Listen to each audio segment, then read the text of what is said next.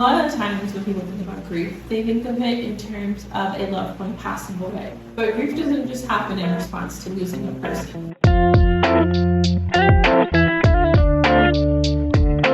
Hey guys, welcome to Fully Busy. I'm Lacey, a mental health counselor in Florida, and today we will be talking about grief.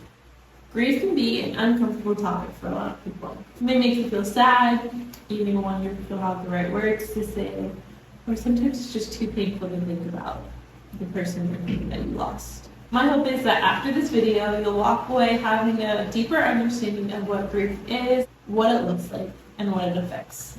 Grief is a reaction to a loss. Now, a lot of the times when people think about grief, they think of it in terms of a loved one passing away. But grief doesn't just happen in response to losing a person. It can happen after the loss of a pet, loss of a relationship, or even the loss of a dream, a loss of things that never came to be. When people talk about grief, they often talk about it in different stages.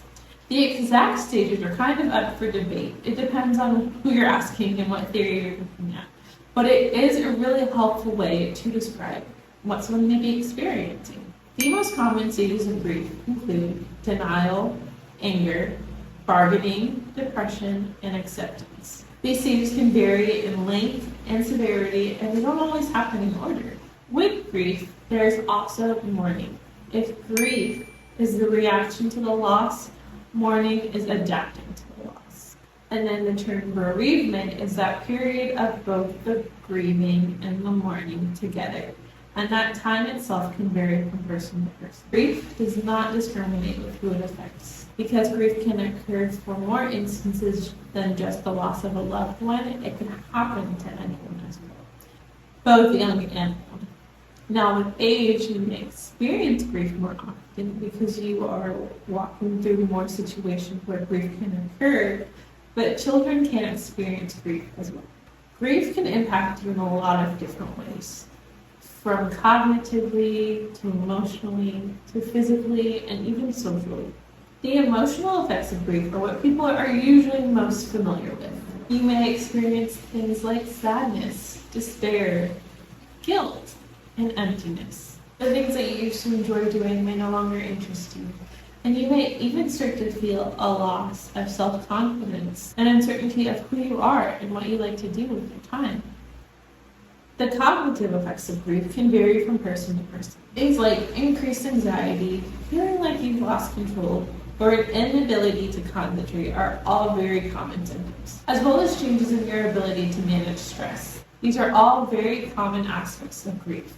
The physical effects of grief include loss in appetite, lower energy levels, difficulty sleeping, and a decrease in immune health. The social effects of grief can sometimes be the hardest to navigate. You may find it harder to go to places that remind you of who or what you're grieving. Sometimes relationships will change or even have a negative strain, and the whole dynamic can change completely. There isn't really a set timeline for grief. The symptoms will lessen in intensity, but the sentiment of who or what you lost can always last. If the intensity of the symptoms haven't lessened after 12 months, you may be experiencing prolonged grief disorder. If prolonged grief disorder is left untreated, you may see your functioning levels decrease due to the severity of your symptoms. Another thing that may develop is bereavement-related depression. However, this mainly happens to people who are already more susceptible to depression. There is a difference between a depressive episode and a bereavement-related episode. The Diagnostic Statistical Manual of Mental Disorders, version 5, states that the main difference between grief and a depressive episode is that grief's predominant affects are emptiness and loss, while in MDE, it is persistent depressed mood and the ability to anticipate happiness or pleasure. When it comes to non-clinical grief, treatment is typically not necessary. If you would like to go into therapy to gain some coping skills or preventative measures, you're welcome to. But typically treatment is not needed unless you're having a hard time managing your symptoms or prolonged grief disorder is suspected. If you're experiencing grief and you're not sure how to get started, here are a couple of ways to start. Number 1, slow down. Don't rush the process of healing. It will take time, and it can look different from day to day. Number 2, reflect. Take time to think about happy memories with your loved one.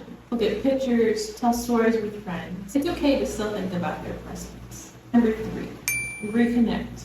Spend time with loved ones or create a new community. Invest some of your time into things that help bring joy and laughter back into your life. Grief can be hard to navigate, and you don't have to do it alone. Learn more about grief and other mental health topics in general. Feel free to subscribe to my channel. And if you've been able to relate to this video, please drop a comment to let me know. I'll see you soon.